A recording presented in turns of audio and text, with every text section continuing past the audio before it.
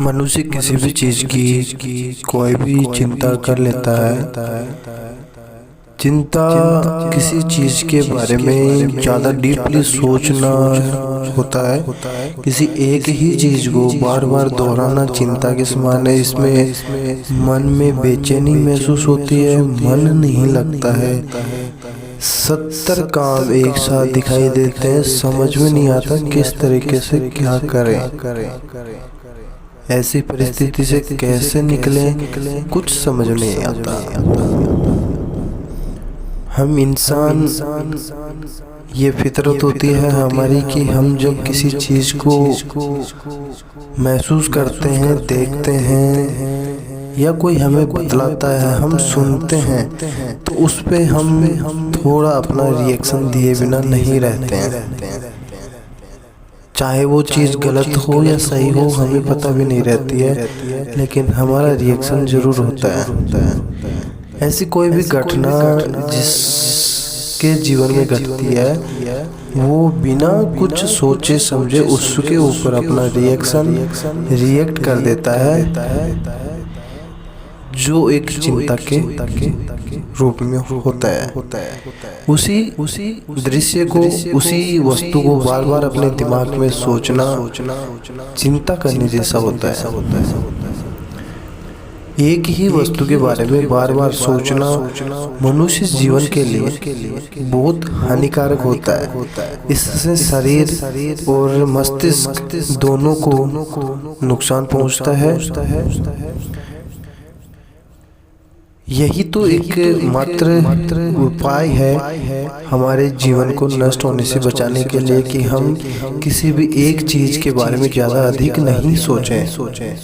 अगर किसी एक वस्तु के लिए अगर जीवन में हम जगह देंगे, बाकी अन्य चीज़ों का हम समय खा जाएंगे, तो वो हमें नुकसान करती है।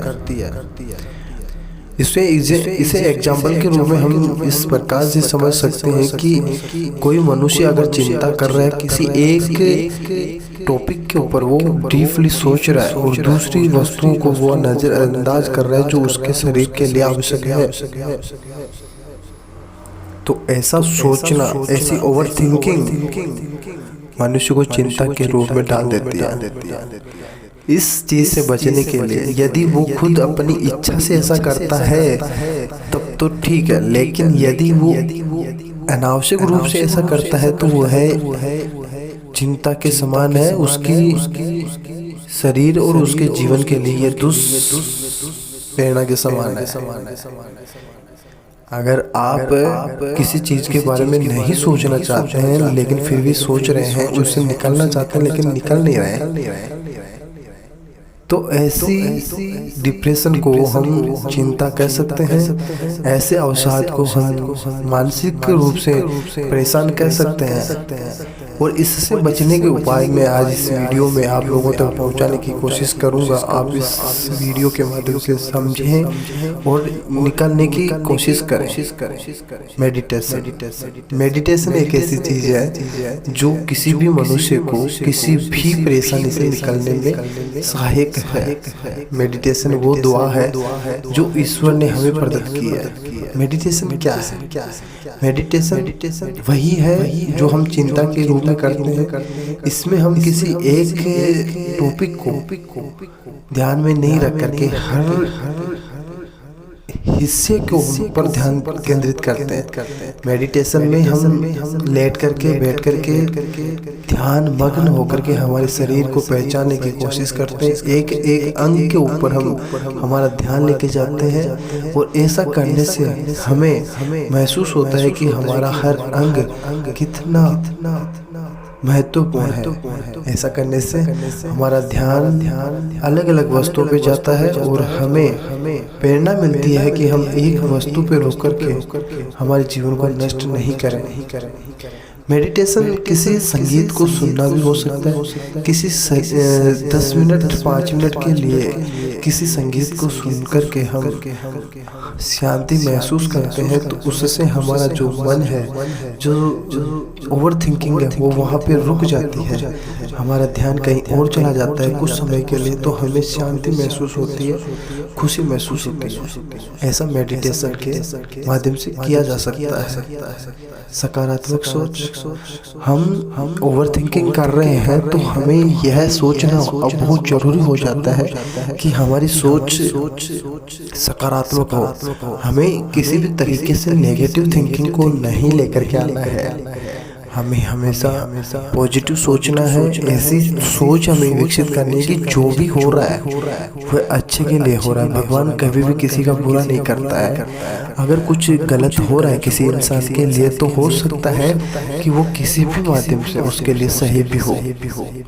मेरा जब भी मेरी पहले जो जॉब अगर छूट जाती है, ईश्वर की कृपा से अगर छूट जाती है, मेरी उसमें कोई गलती नहीं होती, तो मैं सोचता हूँ कि ईश्वर ने मुझे इससे अच्छी जॉब के लिए बनाया। लेकिन कई बार मैं खुद अपनी जॉब को छोड़ के आ जाता हूँ, तो मुझे महसूस होता है कि मुझे अब इससे नीचे वाली जॉब मिलेगी। तो ईश्वर जब भी कुछ गलत करता है हमारे साथ, तो हमें मजबूत बना देता है और उससे भी अच्छी परिस्थिति हमारे सामने लेकर के आता है। कभी आपने सुना होगा, दूसरा मैं एग्जांपल देने की कोशिश कर रहा हूँ कि छोटे बच्चे को अगर आप टॉफी देते हो तो वो संतुष्ट नहीं होता है, कितनी भी दे दो। लेकिन अगर किसी बारदानी में अगर उसको आप टॉफियों से भरा हुआ जग दे दोगे और उससे निकालने के लिए कहोगे, तो वो मुट्ठी भर भी नहीं निकाल पाएगा, लेकिन वो बहुत खुश होगा। उसमें वो बच्चा हम हैं और वो देने वाला ईश्वर है। हमें ईश्वर कितना भी दे, हमें संतुष्टि नहीं होगी। हम खुद खुशी अगर मेहनत करके कुछ हासिल करते तो हमें बहुत खुशी महसूस होती है, लेकिन ये चिंता के रूप में कहलाता है। हमें परिस्थितियों भगवान के ऊपर छोड़ देनी चाहिए। भगवान जो भी करता है, ईश्वर जो भी करता है, वो सबके भले के लिए करता है। जीवन में यही है एक सकारात्मक सोच कि ईश्वर जो भी करेगा वो सही करेगा। जब किसी परिस्थिति पे आपका कंट्रोल नहीं है, तो उसे ईश्वर के रूप में समर्पित कर दे। वो जो भी करेंगे सही करेंगे। अगर आप किसी परिस्थिति को बदल सकते हैं तो आप उस पर चिंता कर सकते हैं, ये आपका हक है, अधिकार है। लेकिन आप अगर किसी चीज को नहीं बदल सकते, आप अपनी चिंताओं से उसे और दुष्प्रेरणायुक्त कर सकते हैं, दुष्प्रेरित कर सकते हैं और कष्टदायक बना सकते हैं। तो सकारात्मक सोच इसमें बहुत ही आवश्यक है। सक्रियता, जब भी ऐसी कोई घटना आपके जीवन में घटे तो खुद को आप सक्रिय कर लें।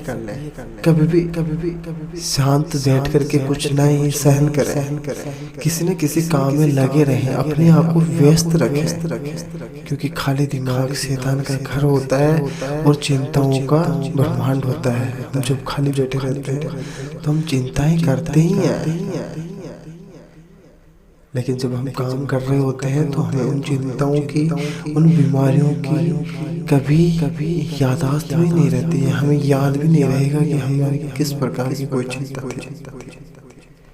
डिप्रेशन से निकलने का सबसे अच्छा काम है खुद को व्यस्त रखना। जितना अधिक हम किसी भी काम में व्यस्त रख सकें अपने आप को, सबसे उपयुक्त है। इसलिए कभी भी अगर हमारे को किसी भी प्रकार की कोई चिंता अगर हमें घेर लेती है, तो खुद कुछ न कुछ करते रहें, कुछ ऐसा काम करते रहें जिसकी वजह से हमारा मन लगा रहे उस काम में। संगीत सुने, संगीत ऐसा हो जो आपको शांति प्रदान करे। 5-10 मिनट अगर आप किसी संगीत को, अच्छे संगीत को सुनते तो आपका ध्यान मेडिटेशन के माध्यम से ध्यान आपको किसी काम में ध्यान केंद्रित करने में सहायक सिद्ध होता है। धन्यवाद सुनने के लिए। इसे लोगों तक शेयर कीजिए और अपने आप के साथ दूसरों का भी भला करने की कोशिश कीजिए। भला हमेशा दूसरों का करते रहिए, इससे खुशी मिलती है, आत्मसंतुष्टि मिलती है। धन्यवाद।